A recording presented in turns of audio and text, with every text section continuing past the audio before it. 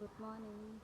यो फुल चाहिँ त्यो घरमा राख्ने गरिन्छ, तर अलौ कस्तो बास्ना के एकदम बासन फुलेको छैन। यस्तो कोपिला लिएर आएका होइन, अनि अहिले चाहिँ अब अहिले यस्तो कोपिला ल्याएका निकै दिन भयो। यस्तो चाहिँ खप्छ नि त एकदम यस्तो बासन फरक्क भएर यहाँ अर्को चाहिँ फुल्न फक्रिन आँटेको छ।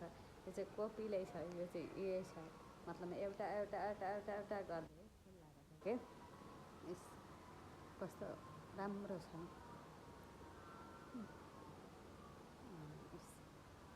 फुल चाहिँ यस्तो छ राम्रो, मतलबमा यस्तो ल्याएकै यो चाहिँ फुल्न आँटेको छ, मतलबमा खप्छ। त्यस्तो अलिअलि फुल्न आँटेको फुलिसकेको ल्यायो भने चाहिँ नि खप्छ भनौँ न, त्यस्तो हो।